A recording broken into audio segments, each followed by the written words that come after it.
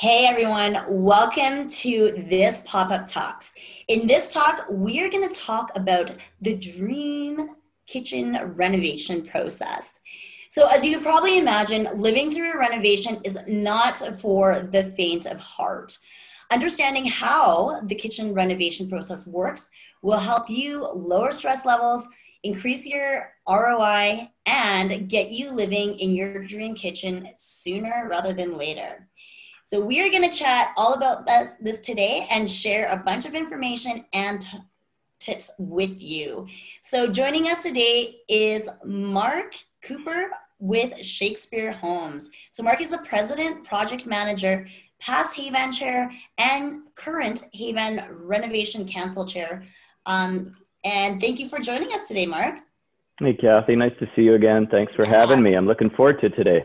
Yes, it's always fun anytime we do these events. Yeah.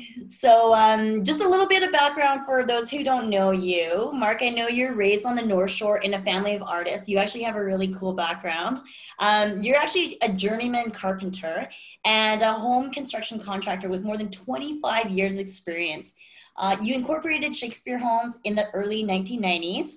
And as a long-standing member of HAVAN, you're also the 2020 chairman of their board, and you also serve as the chair of the Renovation Council, and you're active in its seminars, training events, mentoring newer construction companies and trades. You have so many credentials. Hang on, I'm going to keep going. You also support your school district's on-site introduction to construction, which is so cool. By hosting regular site progress visits for grade 11 to 12 students. And on top of all of this, you're also a multi-award winning builder and Built Green and Energy certified builder. Okay, I think I got them all. Did I miss anything? That's a lot. I'm sorry to go through that, Kathy. It's okay. I've been around the sun a few times, apparently. No, that's great. Well, congratulations on all your success, and we're really lucky to be picking your brain today. So let's dive in and talk about the dream kitchen renovation process. So the first question I have for you is, let's talk about some of the main questions that a lot of homeowners have. So what is the scheduling, timeline, timeframes, and design phases of a kitchen renovation look like? Yeah, okay. So that's a really good question. There's a few questions in there, I suppose. I think with any renovation, in particular a kitchen, because often the house only has one kitchen, so everybody's concerned with, how's the downtime? How many dinners am I ordering in, and how many times am I cooking on the barbecue? So everything is about planning with any renovation, and more so with a kitchen. There's many things in a kitchen renovation that have some really long lead times. So, I think getting together with your contractor up front and really starting to understand your wants and needs as a homeowner, as well as, as you said, picking the brain of somebody with a lot of experience that can share with you some of the wins and losses that they have had after doing a handful of kitchen renos or several hundred in our case. So it's all about that planning stage, and with that is, of course, the scheduling. There are so many elements involved. We tend to work with some amazing designers. They, of course, have their own ideas as well. And so it's a bit of a team effort. The designer and the builder would get together, talk about the things that are important to that family. Sometimes it's just empty nesters. Sometimes it's a young couple without kids. Sometimes it's a family like I met yesterday with 5 kids and a family of 5 and 2 dogs, a busy house. And so it's really understanding what's going on and projecting forward kind of the things that they need in the house. Right. So a lot of upfront conversations then with regards to all the logistics and all the moving parts. Absolutely. I believe it is. And, I mentioned, the lead time is quite critical, and a lot of people don't really anticipate what that could look like. Mm-hmm. With the current times that we're in, we're seeing cabinetry, ETAs on the cabinetry going from typical 6 to 8 weeks to, 10 to 12 quite easily. So really need to have the mindset that a 2-month kitchen renovation is now maybe a 3 or 4 month kitchen renovation and things like that. So basically start as soon as you possibly can to kind of account for a lot of yes, that. indeed. I mean, at this time of the year, if you want to be cooking, Christmas dinner, you got to talk turkey now. Yeah. Wow. Yeah. Okay, great. So I guess just in light of the conversation about planning, part of a lot of projects require permits, obviously. So that's a question we get often as well in the design and build industry is what type of permits will a homeowner need for a kitchen renovation? Okay, that's a good question. So the type of permits that you're going to need for a kitchen renovation would largely depend on the scope of work. So essentially, at bare minimum, you should be getting a plumbing and electrical permit. Working with ticketed trades are really important in having a successful project built, but also a safe one. And so those are your bare minimum permit requirements. If you start getting into any wall changes, so whether it is structural or so a bearing wall or a non-bearing wall, you still trigger the requirement for a building permit right there. And then if you're adding any windows and doors to where they weren't originally, those will also be a contributing factor to a building permit. Right. And with those requirements, assuming that you're going to need a building permit, then you have to have a set of scaled drawings provided. Floor plan drawings, meaning sort of like the plan view or like the bird's eye view of the drawings, is all that's required for an interior renovation. But if you start adding windows and doors, you're going to be required to have what's referred to as an elevation drawing. So that's sort of like looking at it as if you're standing in front of the exterior of your home, seeing where the windows and doors are going. And there are some calculations that can restrict you in the amount of glazing requirements or windows and door amount of glass you can have on certain portions of the home. So again, working with a really good quality designer is super important in that regard. Mm-hmm. Yeah, and I know, sometimes a lot of homeowners are very, like almost intimidated by permits and the approval process and everything like that. So maybe just speak to how much or how little involvement the homeowner needs to have during the permit process. Sorry. That's okay. A little drink. So the homeowners, I think Kathy, you're a designer, that yes. Homeowners, you never know what type of a homeowner you're going to have until you're actually underway. Some will say, oh, I'm going to leave it all to you and I don't need to be involved. Those are the ones that are usually the most involved. There's the, and then, like yourself, we have a lot of clients that are overseas even. And so grateful for the, Zoom or Teams or different types of programs out there to be able to go through this. But I think generally speaking, for the permitting stage, our clients are not that involved. We tend to, and I think I can speak for a lot of really good contractors, that we tend to take that away from them and handle it ourselves. There's a lot of paperwork. There's a lot of language used in there that's intimidating to the homeowner. They don't understand it. And to us, it's just more cookie cutter for a lot of it. So they don't need to be that involved. There'll be a few things for them to sign. But other than that, they just need to get the checkbook ready because there'll be permit fees to pay. Yes. Cities always like their permit fees. So, but you're right. I mean, homeowners typically just don't really want to deal with any of that. And that's what your professionals are for, your designers. Totally. So, great. Okay. So whenever we're talking about kitchens, I think we can all agree your kitchen has to be super, super functional. I mean, you use it every single day. And one of the things that can really drive you crazy is if your kitchen doesn't work. I think we've all experienced a space like that.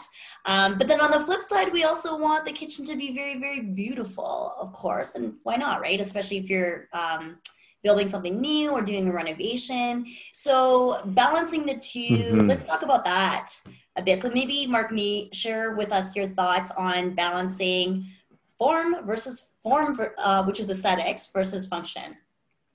Yeah, these are often a bit of a two-headed llama. It's you're right. Everybody wants to have this beautiful kitchen that they can come home to, you know, and I'm sitting in one, so I can talk about some of the points there. But you also have the other, you know, function side of it that you need. You know, you need a cooking area, and you need to have enough space to cook. You know, the proximity to lay out for sinks and dishwashers aren't just like in front of a window necessarily, because that seems like the right idea. Sometimes it's the proximity to all the different working surfaces. And there's so many things out there available to each individual family. The home I'm in right now, it was designed largely around a family that would entertain. And that's not for everybody. Some are still very, I guess, private and compartmentalized design, where there would be naturally a wall behind me and a door going into the kitchen. There are certain features that I think are important when you know what the client's habits are. So if somebody is a baker, as an example, loves to bake, then you're working with your designer and your appliance supplier to make sure you're selecting the right type of appliances for that environment. We have a detail we do for I think it's a KitchenAid big mixers. You know, those mixers, they're like 60 or 70 pounds, I think. I'm exaggerating, but they're quite heavy. They're heavy. They're very heavy. And Kathy, you know, for a petite lady like yourself, that's a heavy lift, right? And so we've developed a detail that goes under cabinet on gas-assisted shocks that brings that mixer up to countertop level with power already done, so you're not reaching under to plug it in. And then you're just basically moving the mixing bowl off to be washed. So lots of little features like that. You know, extra dishwashers are quite important, I think, in larger families, and certainly ones that are entertainers. Some people like the glitz, like they want to see all their appliances walk into the kitchen and see everything. And then many don't want to see it at all. So, you know, for example, on this wall here is all the panelized fridge and freezers and pantry, but you don't get to see all the stainless steel, just as an example. It's a beautiful kitchen you're in, by the way. You Thank built you, that house, right? We certainly did, yeah. Yes. So, and just in speaking about finishings and, you know, the materials and appliances, everything, there's obviously so many different components to a kitchen. It's almost to the point where it can be overwhelming for a homeowner. Let's maybe talk about that. How does that happen? How does that process work in terms of, you know, a homeowner going in and selecting and sourcing and finding out where to get those materials, which ones to pick, et cetera, et cetera? Maybe talk to us about that a little bit. Okay, so well, as you know, Kathy, I'm a big proponent of working with HAVAN and their membership. And I think that any supplier, you know, is probably a member. Any good quality supplier, I should say, is probably a member. And these suppliers are, they're the cornerstone of the success of the design phase, as well as the procurement and implementation of a project, no matter what the size. So working with the designer and the builder to ensure that they are the ones actually helping you select those partnerships, that goes along with the trades that are installing them as well. Right. And there are, you know, like I think you mentioned appliances. You know, I know at HAVAN, you know, we get a lot of support from Trail Appliances. They're a great partner. As is Midland Appliances in the marketplace, great partners. These are folks that are, mind you, going through tough times now with allocation on products, but they're great partners to the design side as well as the procurement. I can't speak for designers, but of course I've worked with many and to great success. You know, I think that a kitchen design is actually ultimately designed around the appliance selection. Now, not to be confused with, you know, sending a homeowner off just like go down to this appliance showroom and pick out what you want. I think it comes back to that planning stage, talking with your designer, finding out the things you like to do, as I mentioned, like a baker or something, or someone that's got a large family and needs a really large cooking surface. Well, if you've got a big, large cooking surface, immediately I'm thinking there's going to be a lot of dishes. So maybe we're planning for two dishwashers potentially. Or are you having like a bonus kitchen off to one side to make all the mess in there and have, you know, the main kitchen still tidy for your guests. And so I think it's a collaborative effort between what the homeowners want, what the designer sees in their minds, and then what the appliance showrooms have to offer. There's so many great appliances out there. It's incredible. They just about make breakfast for you today. Yeah, pretty much. Yeah. Oh, yeah. I haven't found that appliance yet. Let me know. I would like one of those, please, too. I agree. There's some that come pretty close. Yeah. That's great. Okay. And so, so that's great, Mark. You've shared a lot of great tips. And I think too, as a homeowner, like I know we work with a lot of homeowners as a designer, but in working with homeowners, you know, it's all about setting expectations at the very beginning to say, okay, I know I'm going to do a kitchen renovation. I'm going to be designing this, and it needs to, you know, obviously be built, but just realizing what they're walking into as they start this journey. Maybe talk to us a little bit in terms of how, like, what to expect as a homeowner that's starting a kitchen renovation project or considering a kitchen renovation project. Sure. So I think if we've moved past sort of the design concept stage and we're into the building permits and we're now like ready to break ground, there's a few little things that need to go on early on. Like it's a requirement now. Every homeowner should make sure they're getting WorkSafe BC compliant testing done for hazardous materials in their home. If they're being told by a contractor that don't worry about it, not to worry, don't be misled. It is a requirement. It's for the safety of you, your family, and all of the workers that come into the home. So there'll have to be a hazardous material test done. It'll let you know if there's any asbestos, primarily is the worry, within any of the drywall compounds. And then that has to be removed, if there is any, that has to be removed by a remediation company and disposed of properly. And then you're on to the regular demo, but you need to be aware that there's going to be some dust. So a good contractor will go to the extra effort of building like temporary barriers or walls, like a poly wall, or even a framed wall. Like we've done many where we've built a temporary framed wall, insulated it, and put plywood on it, so that we're coming into a kitchen door and then their home and their possessions are all secure from somebody else coming in through a renovated side of the house, you know. That's right. So they're living in the house while you're doing this. Yeah, that's right. That's it. Yeah. And you know, because you're involving, you know, potentially natural gas, electrics, and plumbing, there will be the occasional disruption where you might have those services temporarily shut off for the day or rerouted for a period of time. But I think that communication, just having that on your checklist when you're sitting with your contractor and saying, okay, I really want to understand, you know, what's going to potentially happen.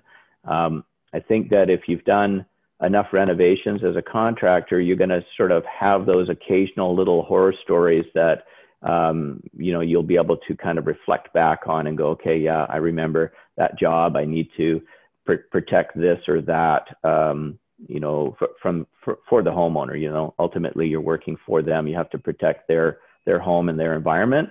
You got to think beyond that. You're just showing up to work, you know, especially as you say, if they're living in the house. I think timelines, once you've, you know, depends. Every kitchen renovation is quite different and vary in size. So if it's inside the walls, you know, I would always find myself talking 3-month projects. Those are a little longer nowadays, just given the COVID regulations and supply chain issues. Mm-hmm. But in general, I think a kitchen renovation can be handled in a 3 to 4 month time frame. That seems like a long time, but it's the sequential things that have to be considered. That if there's reconstruction done, the measuring then takes place for cabinetry after, the best case scenario is after plumbing and electrical have been roughed in. That's the term used for behind the drywall. And they know where all those fittings are coming through the wall. So the cabinet maker will take that into consideration. And then, as I mentioned earlier, about a 6-week time frame before the carcasses, so the boxes, that's the lowers can come in.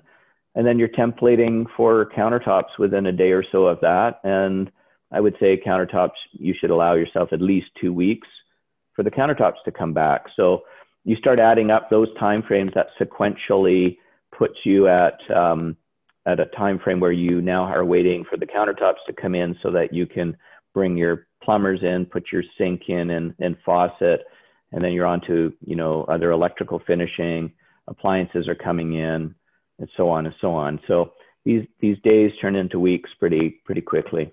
Mm-hmm. Yeah, but it must go by fairly quickly. Yeah, I think it does. I mean, that does sound like a long period of time when I actually say the words, but yeah, I think it's better to plan accordingly in your life, you know, for that disruption. And imagine, like, it's great. The weather it's a beautiful day here in Vancouver. So, you know, you can imagine quite easily to be outside, you know, barbecuing and so forth. But, you know, if you're planning a kitchen renovation through the winter, you have to kind of be mindful of, you know, the outside climate and, you know, if you're cooking outside and things like that on a daily basis, you might want to get a pop-up tent maybe. Ooh, a pop-up tent. Yeah. Could be fun. Yeah. Yeah. That's great. So thank you so much, Mark. There's been a ton of great tips that you shared with us. Now, if you could just pick just one great tip to leave with all of our homeowners and viewers today, what would it be? One good tip. Well, I think I've probably touched on it enough. It's planning. Okay. Planning is critical. You must plan your project. I would say any good project manager would tell you that a renovation is probably 60% or more planning upfront. Yeah. And absolutely. If the work is done upfront, and then the execution will become much easier, much more efficient. And if I could just sort of add one other item, Kathy, I would say that take advantage of every opportunity you have, even if it's restricting you financially. Put your renovation off for a year until you can earn a few more bucks to do what you really want, because I find that if you don't, you're going to have regrets. I literally have come back to clients who were hired multiple times over, and some clients are saying, I wish I had done that on the first renovation we did with you, because now we're coming back like to do it again. And it could be something like, you know, this is like, you know, eclipse style accordion windows with a sit-up bar outside. And, you know, it's a great feature, but can be expensive. It would be something worth putting off till you could afford it for a year later to have the ultimate dream kitchen. It's probably more expensive when you do it that way as well, right? Because now you're coming back and then all the trades have to come back. Yeah. That's a really, really good tip. Yeah. Especially because I feel like a lot of people, I mean, we're all human. I always say we always want what we can't have, right? So wish lists are always very, very long, especially when there's so many options out there that you can pick from and choose from and upgrade to, right? Totally. Yeah. Yeah. Okay, great. Well, thanks so much again, Mark, for joining us today. Thanks, Kathy. It was fun. It was good to see you, and I'm glad to be a part of it. Yeah, awesome. Well, thank you so much to you viewers out there. Just a reminder, HAVAN's virtual parade of homes has tons of other pop-up talks like this with a lot of great topics, great tips if you're thinking of building a new home or renovating or just like design and building in general. Make sure you check out all the homes on our parade. There's tons of really beautiful homes. The builders and the designers on the parade you can connect with until Sunday, June 13th. So mark that on your calendar or just go through the whole platform before then so you don't miss out. You can check out the panel on the left-hand side of your screen to navigate the virtual parade platform. I also just want to do a shout out and a huge thank you to our media sponsors, Post Media, Western Living Magazine, and the Daily Hive for helping to provide the opportunity for homeowners to connect with our members to build and renovate your dream home right the first time. I'm Kathy Ewan, founder of Phase One Design. Thanks so much for joining us today and see you in the next event.